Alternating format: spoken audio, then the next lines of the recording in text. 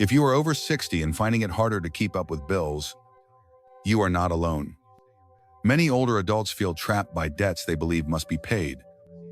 But the truth is, there are certain kinds you may be able to walk away from legally.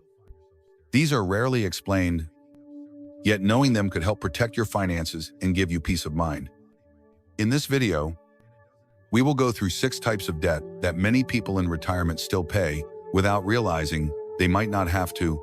Some of these will surprise you, and understanding them could save you thousands of dollars. Stay with me until the end to hear them all.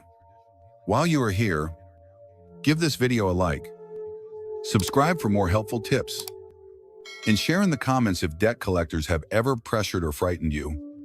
Let's begin. 1. Old credit card debt beyond the statute of limitations.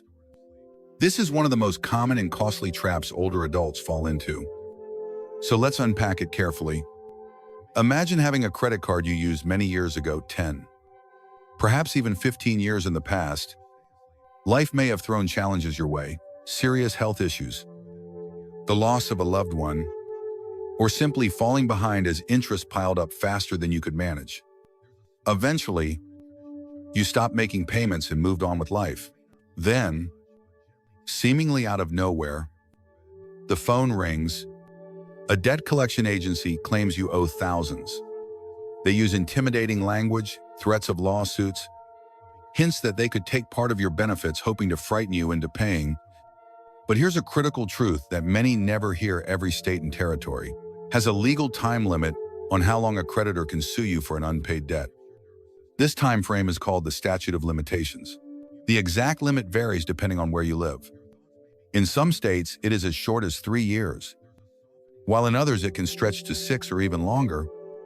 Once that time limit expires, the debt becomes what is known as time-barred. In practical terms, this means they no longer have the legal power to take you to court, obtain a judgment, or garnish your wages or benefits for that debt. However, there's a twist that catches many people off guard. If you make even a small payment, say $5, or if you say the wrong words over the phone that acknowledge the debt, you may restart the statute of limitations. Debt collectors are trained to steer conversations toward just enough acknowledgement so they can pursue legal action again. So, what steps should you take if someone contacts you about an old credit card debt? First, do not confirm or admit anything over the phone. Second, ask for all information in writing, including the exact amount they claim you owe and proof of the debt. Third, find out how old the debt is and check the statute of limitations in your state. If the debt is past that legal limit, you have the right to refuse payment and request in writing that they stop contacting you. You are under no legal obligation to keep paying a debt that should have expired years ago. And you certainly do not need to live under the pressure, fear, or stress of being chased for something that can no longer be enforced in court. 2. Medical debt that has been written off by the provider. Let's talk about medical bills, which can be one of the heaviest financial burdens many older adults face. You go in for a procedure, maybe it was urgent, maybe it saved your life. A few weeks later, the envelopes start arriving. Lab tests, anesthesia, hospital stays, follow-up visits. The charges pile up quickly. Even with insurance, you could be staring at thousands of dollars in costs. Soon, the calls begin. Debt collectors start contacting you, sometimes daily, demanding payment. But here's a fact very few people are aware of. When a hospital or a clinic decides they are unlikely to collect on a medical debt, they often charge it off as a business loss. This doesn't mean the debt disappears entirely, but it does mean they may have claimed it for tax purposes and sold it to a debt collection agency for a fraction of its original amount. Here's the key point. You do not owe a debt collector a single cent unless they can provide proper proof that you legally owe that money to them. And this is where many of these cases collapse. Collectors often lack the correct paperwork. They may not be able to show that you agreed to the specific amount they are requesting. If the debt is older, it could already be past the statute of limitations. Just like we discussed earlier, On top of that, some hospitals, especially nonprofit ones, are legally required to offer financial assistance or charity care to patients who have low incomes or are retired. However, they rarely advertise these programs, and many eligible people never know they could have qualified for help. So, if you find yourself being pressured to pay a medical bill, here are the steps to take. First, request written validation of the debt. Ask for a clear statement of what you owe and how that amount was calculated. Second, find out exactly when the debt began. Third, check whether the hospital has already charged off the debt. And most importantly, do not make any payment until you fully understand your rights. Medical debt can be overwhelming and frightening, but in many cases, it rests on shaky legal ground. You are not obligated to give in to fear or intimidation. By knowing what to ask and when to stand your ground, you can protect both your financial stability and your peace of mind. 3. Debt held solely in a deceased spouse's name. This is a sensitive subject, and it deserves to be approached with care and compassion. Far too many older adults, while grieving the loss of a spouse, have been pressured into paying debts that were never legally theirs in the first place. Imagine this scenario. Your husband or wife passes away. You are still trying to cope with the emotional, mental, and financial changes that come with such a loss. Then the phone rings. On the other end is a debt collector claiming that your spouse left behind a balance of several $1,000s on a credit card. They say things like, "It's now your responsibility." Or, "Don't you want to honor their memory?" They might even suggest that if you don't pay, the debt could be sent to collections or damage your credit. Here is the truth you need to remember. If the debt was entirely in your spouse's name, meaning you never co-signed, jointly applied, or became a co-owner of that account, you are not personally liable for it. Credit card companies can attempt to collect the amount owed from your spouse's estate, which may include savings, property, or any inheritance left behind, but they have no legal right to take money directly from your income, pension, or personal savings. Unfortunately, some collectors take advantage of this vulnerable time. They rely on the weight of your grief. They use fear as a tool. They hope you won't question what they are telling you. If you ever receive a call like this, here's what you should do. First, ask directly whether the debt was only in your spouse's name. If the answer is yes, calmly state that this is not your debt and that they must work through the estate. Clearly tell them not to contact you again.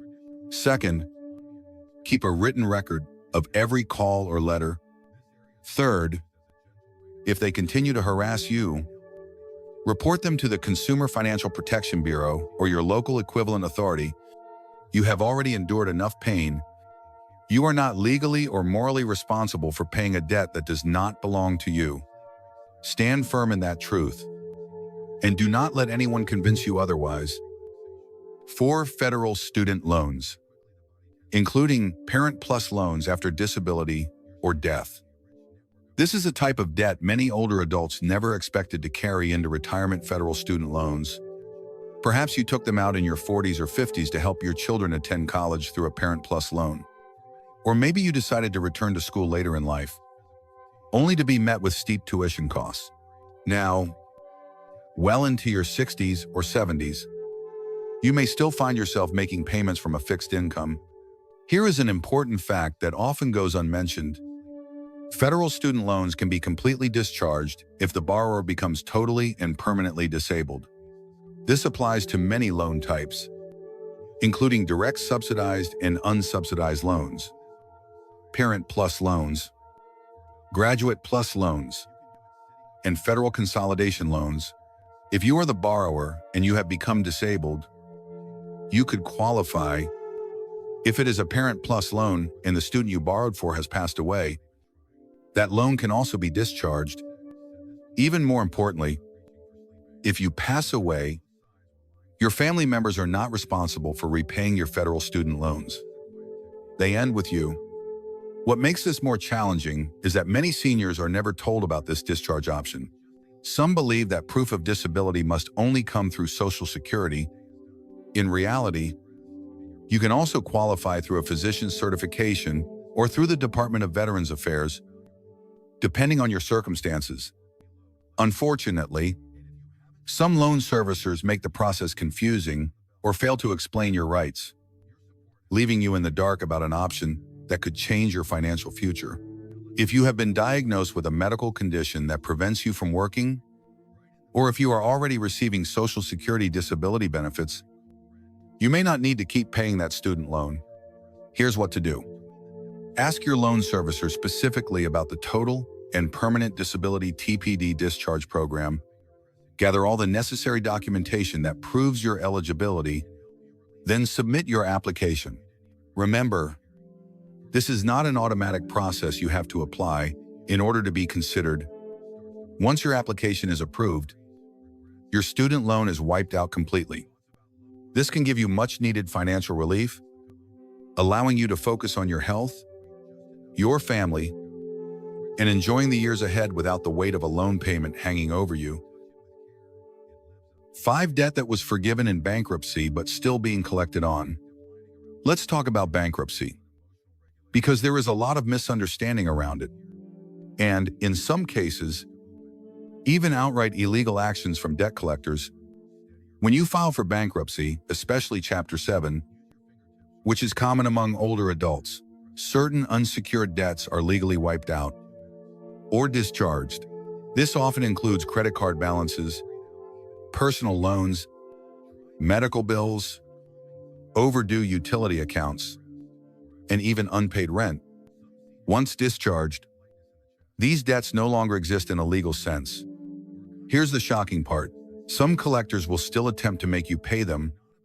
They might call you repeatedly, send letters, or pressure you into believing that you still owe the money. They are counting on you not fully understanding what a discharge means. But make no mistake, this kind of collection activity is completely against the law. Once your bankruptcy case is closed and the discharge is granted by the court, you are no longer responsible for paying those debts. Debt collectors are prohibited from contacting you about them. If they do, they are violating the discharge injunction under bankruptcy law. You have the right to report such behavior and, in some cases, even take legal action against it. Unfortunately, many older adults second-guess themselves when a collector calls, thinking, they must know something I don't. Maybe I should just pay it to make it go away. This is exactly what these bad actors are hoping for. You cannot allow that kind of manipulation to pull you back into financial stress you've already resolved. If you filed for bankruptcy and you're still getting calls about old debts, here's what you should do. First, pull out your bankruptcy paperwork and confirm that the debt in question was included in your filing. Second, inform the collector that the debt was discharged in bankruptcy and that contacting you about it is a violation of federal law. Third, document every call or letter in case you need to escalate your complaint. You've already faced the difficult decision to start fresh and gone through the legal process to make that happen. Don't let dishonest collection tactics drag you back into a debt that no longer exists in the eyes of the law. Stand firm in your rights and protect your hard-earned peace of mind. 6 small balances that cost more to collect than they're worth. Let's look at a slightly different but still important type of debt, small balances that simply aren't worth the time and expense for collectors to chase. These are often amounts under $100, and in some cases, under $500. Depending on the circumstances and the collection agency's approach, think of examples like an old utility bill from a residence you left years ago, a small cancellation fee from a cell phone contract, an unpaid gym membership from half a decade ago, or a medical copay you never even received a bill for. Debt collectors run their operations based on simple math. If it costs them more in legal fees and resources to collect than the debt is actually worth, they usually decide not to pursue a lawsuit. That doesn't mean the debt magically disappears. It might still be sold to another collection agency or eventually written off as a business loss. but the likelihood of a legal case being brought against you is very low. Many older adults have called in a panic over a $74 bill they had long forgotten about, fearing they would be taken to court or lose part of their pension. The truth is, most companies will not spend the time or money to sue a senior on a fixed income for such a small sum. In fact, in many cases, the debt is already beyond the statute of limitations and legally cannot be collected through the courts. So what should you do if someone contacts you about a small balance? First, request written proof of the debt, including the amount and when it originated. Second, don't panic or rush to make a payment. Take a moment to check whether the debt is past the legal time limit for collection. Third, remember that in many situations, your income and assets are protected under laws designed for seniors facing hardship. Social Security, pensions, and disability benefits are often exempt from garnishment, even in the rare event of a lawsuit. The bottom line is this: don't let small debts dominate your thoughts or disturb your peace of mind. Most collectors use intimidation to pressure payment, not actual legal power, and in the majority of situations, you can confidently walk away from these debts and rest easy, knowing your rights and protections are on your side. Before we wrap up, I'd love to hear from you. Have you ever discovered a debt you didn't actually have to pay? Or maybe you've learned something new today that could help you or someone you care about save money and stress. Share your story or thoughts in the comments. Your experiences might be the encouragement someone else needs. If you found this video helpful, please give it a like so more people can benefit from this information. And if you haven't yet, make sure to subscribe to Elderly Wisdom Journey and turn on the notification bell. That way, you'll always know when we post more tips to help you protect your finances. Stay informed and live with peace of mind. Thank you for spending your time with me today. I'll see you in the next video.